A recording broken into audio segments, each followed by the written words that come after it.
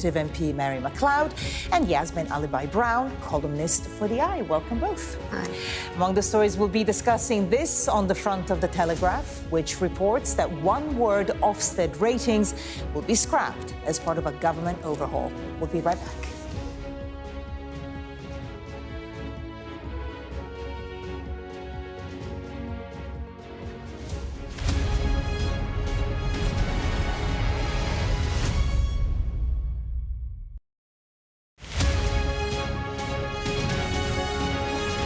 I'm Martha Kellner and I'm Sky's US correspondent based here in Los Angeles. Are you still the kingmaker of this Republican Party? I've interviewed some of America's most recognisable politicians and celebrities too.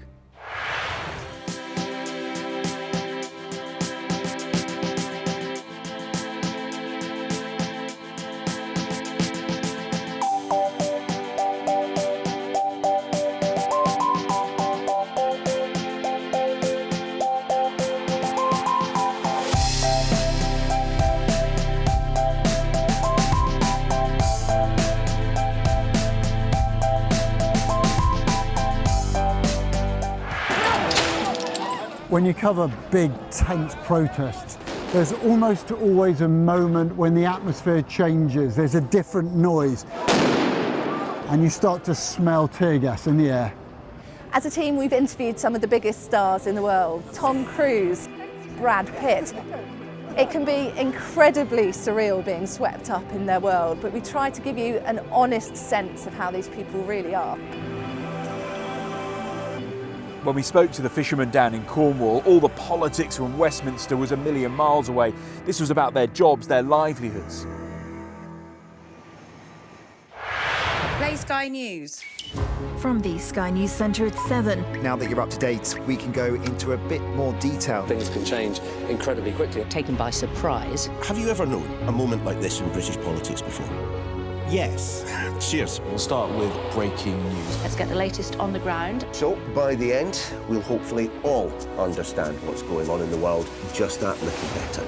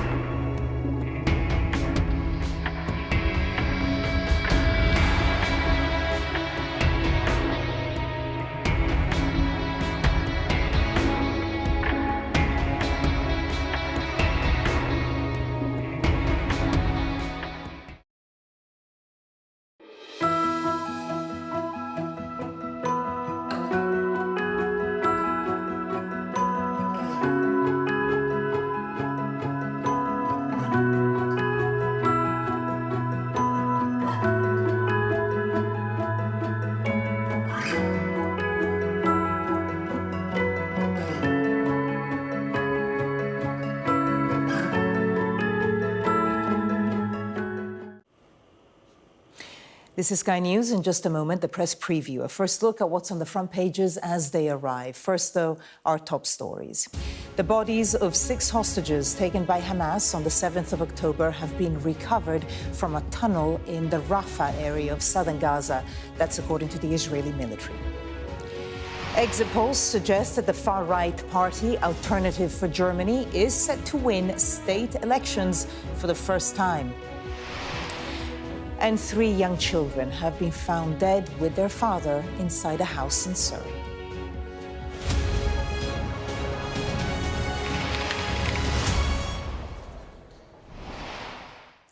Hello there, you're watching the press preview, a first look at what's on the front pages as they arrive.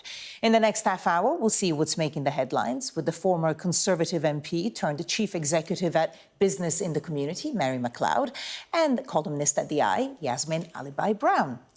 Let's take a quick look now at what is on some of those front pages. Well, The Guardian leads with the large protests in Tel Aviv and a general strike being called after 6 hostages held by Hamas were found dead, escalating tensions over the Gaza conflict.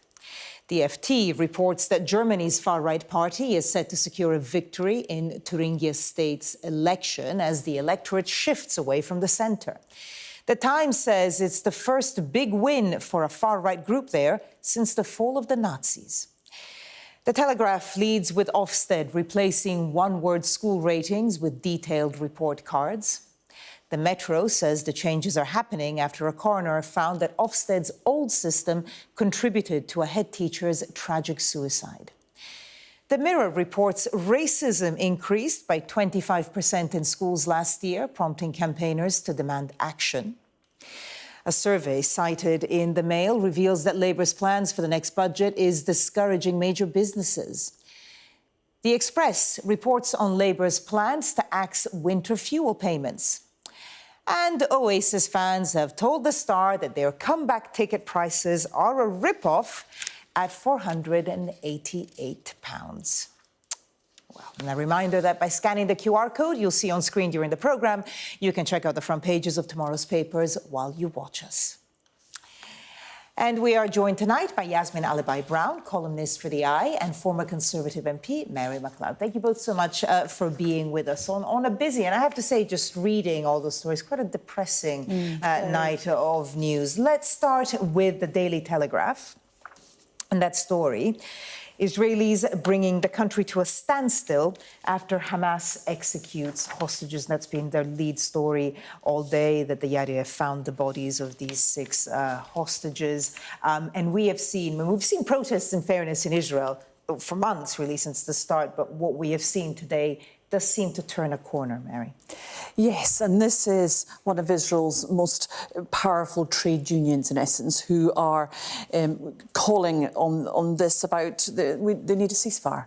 And it's more unrest in Gaza and in Israel. And this general strike could have, big repercussions. The airport can be affected and other organisations too. So, but it just shows underneath the feeling that is out there with a lot of people just thinking, now enough is enough, and they're shouting now, they want a ceasefire right now. This has gone on. I mean, this is the 7th of October it started. So I think it's 331 days into the war. Yes, actually. Yeah. Exactly. And actually something needs to be done, and they've had opportunities for a ceasefire. But this is naturally about hostages for this particular situation, and after the very sad situation where 6 of those hostages have just been found brutally murdered in a tunnel, and it seems that it was done at a short range.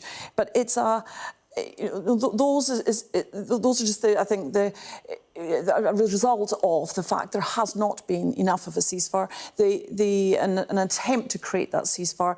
And of course what they're saying is, understandably, that we should have a better deal for the hostages. They are still there. It's been such a huge length of time, and it's almost as like they've been forgotten about, or are they just political pawns in a discussion? So I think we will hear that this won't go away. This is about saying these are lives, these are hostages that should be come back, and the way to get them back is to sit around that table and have that ceasefire. And not murder thousands upon thousands and thousands upon thousands of Palestinians, including a third of them children. That's never going to achieve anything. And around early July, there was a chance, a real chance of a peace deal. And it's actually, if you want to read more realistic accounts, it's the Israeli newspapers that I now read, like Haaretz gives you so much more. Very left-leaning, but yes. But it's an Israeli paper. Sure. Its heart is in Israel.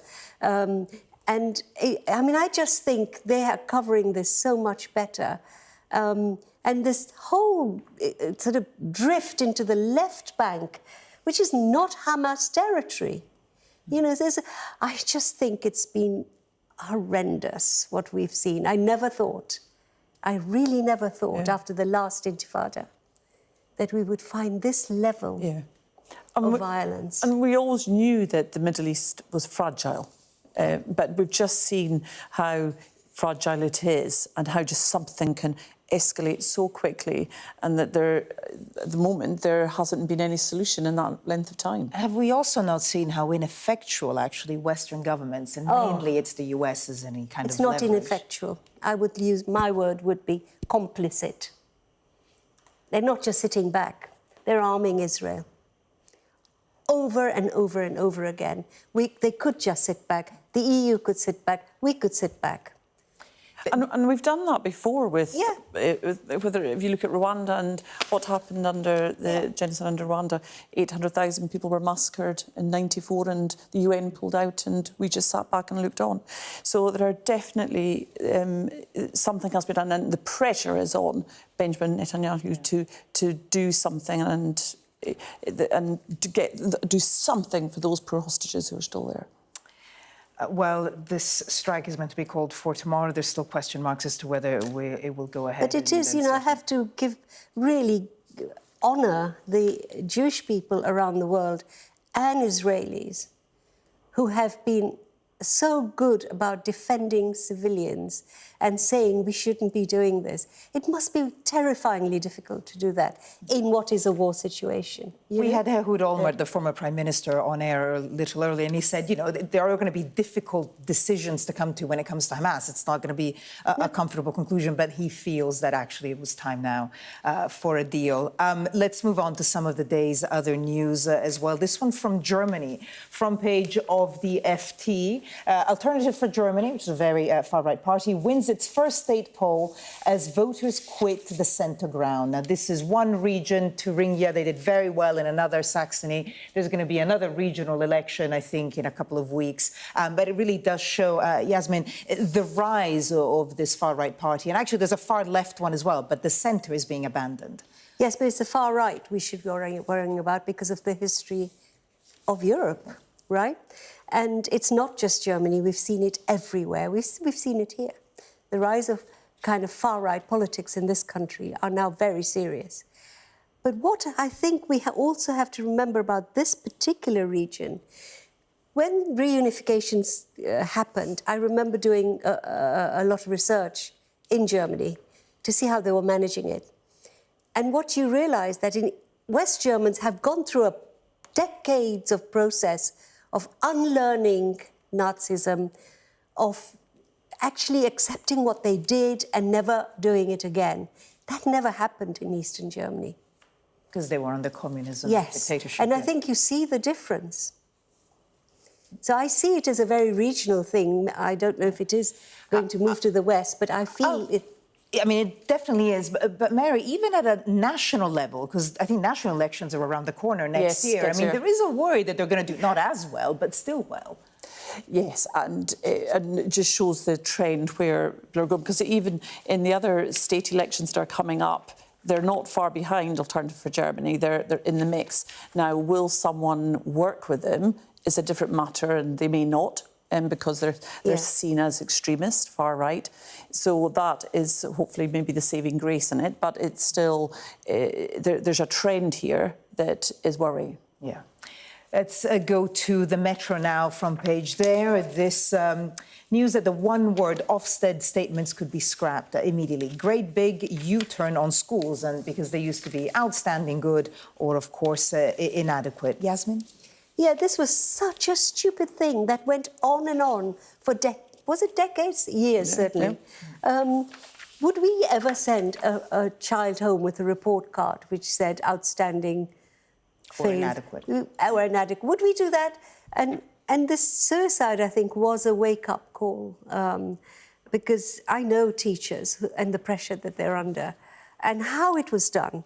There were very good inspectors. I'm not maligning everybody, but the system was wrong. So I'm very pleased that this is happening. And we shouldn't describe it as a U-turn. We should describe it as learning moment. A step forward. Yeah, and it is an important one because education, Craigie, that's the future of our country. That is young people creating the aspiration. So we want all our schools to be really great. But I agree with you, Yasmin, on the sort of the one word doesn't. And I've been a school governor for primary and a secondary, and just the stress that, and this of course comes from, and is worth mentioning her name, Ruth Perry, who who got that verdict and unfortunately took that so personally, and in schools a lot is down to the leader, so therefore I can understand how a head teacher would take that very personally. But we do need, I mean, it sounds just so much better, quality of education, behaviour and attitudes, personal development, leadership and management, much more rounded. Just one word. Yeah. And you know what is being done as well as what's taking time. It's not just, oh, you've got here. It's what are you doing about it? Where are you going to go next? Absolutely. You know? Yasmin, Mary, we're going to have to leave it there for now. Coming up, The Mail reports that Labour's stance is scaring off big businesses as the budget approaches.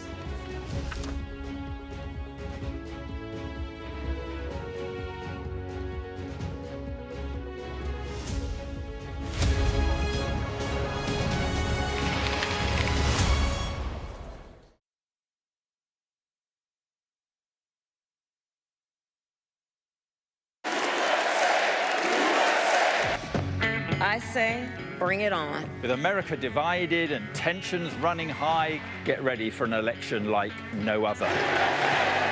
Join our teams as we follow the campaign trail as America decides. We will win, win, win. Get closer to the action this US election with full reaction and analysis. Sky News, the full story first. I think when Cecil the Lion was killed by a trophy hunter in 2015, many people were outraged, rightly so, but also shocked by the fact that this colonial practice of killing animals for fun in Africa still continues. And this just shows again that it hasn't stopped. In fact, 170,000 animals get shot, wild animals, every year. And in Africa, many of them are some of our most iconic species, like elephants, lions, rhinos, cheetahs, as in this case. And many of those animals are under severe pressure or endangered.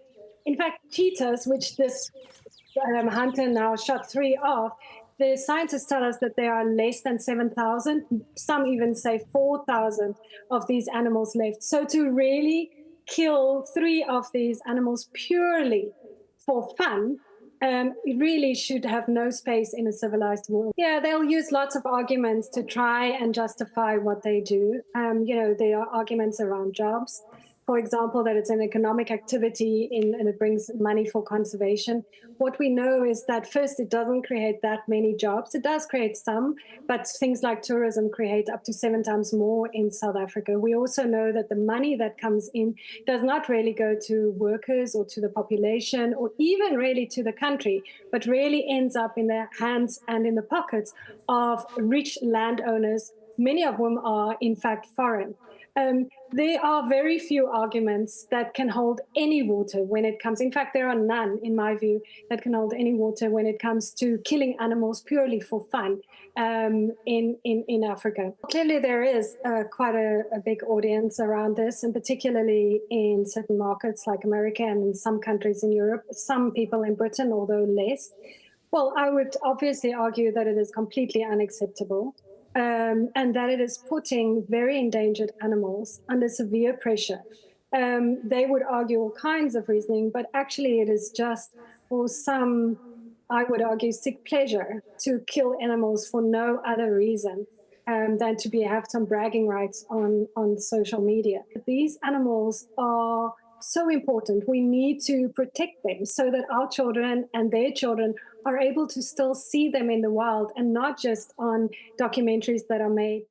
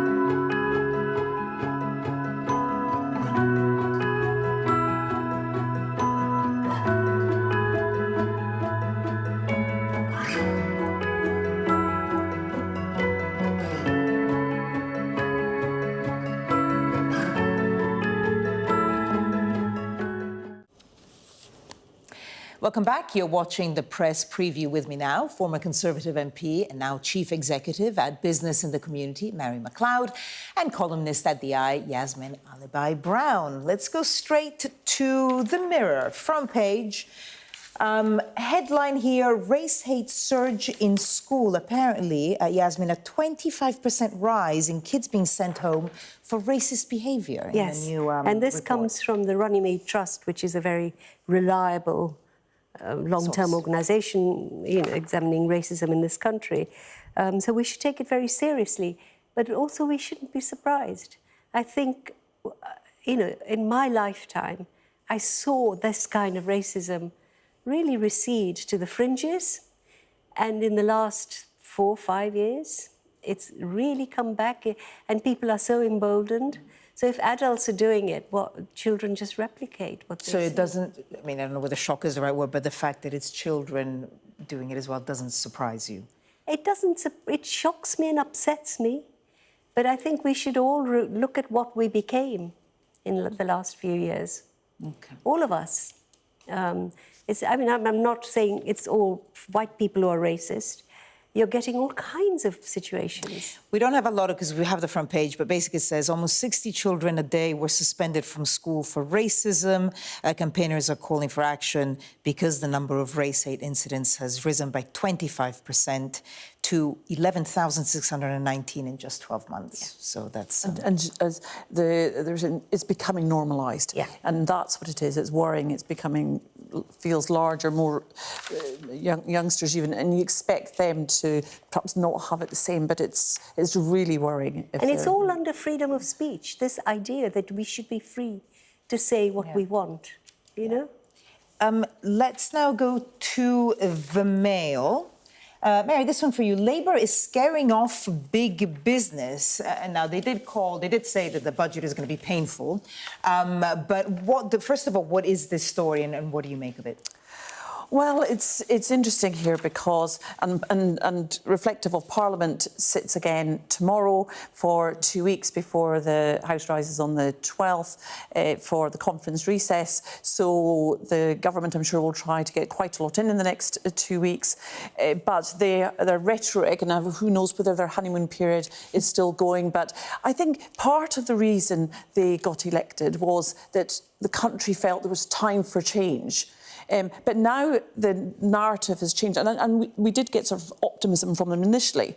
Now the narrative is, it's all doom and gloom, and that everything is going to be bad. So it's time for that things are going to get even worse. But people don't want to hear that. They want to know that things are getting better. But of course, what the government's doing is do what other governments have done before and try and I think tease out some of what might be in the budget. They're saying they're being up. realistic. They have no choice, effectively. But also remember, right-wing papers are always warning us that business is going to run away to Switzerland. Because this is what it says. They really don't. Survey of bosses, yeah. All right, well, I'll tell you what, we have some good news that we can focus on now. Let's look at the front page of The Guardian. That is... if we go to The Guardian, and that is about the Paralympics. Page 1, and that is that Hannah Cockcroft leads GB gold rush at Paralympics. So, who's been following Paralympics, and tell us some good news, Yasmin? Well, they've done so well. They have broken all sorts of records. And isn't it interesting that the attention that was focused on the able-bodied competition so outstrips the real winners, the ones that are really bringing us medals. And always, the people who matter and the people who don't matter, or that matter less. I think we should really be celebrating. I might push back a little bit on that and say that actually I think some of them, all of them, but it's really inspirational. It is. I feel a lot of people have been following. Well, yes, but our media hasn't been as excited. And also remember, this country started this. It's a really proud achievement for Britain. And we always do really well, actually. Yeah. And we want we need, given all the other negative stories and things that are around about us, we need that inspiration. We need the positive stories. So let's hear much more about the individuals and what they're achieving. And they truly are inspirational. We're going to have to leave it there. Mary, Yasmin, see you in the next hour. Coming up next on Sky News, more from Israel.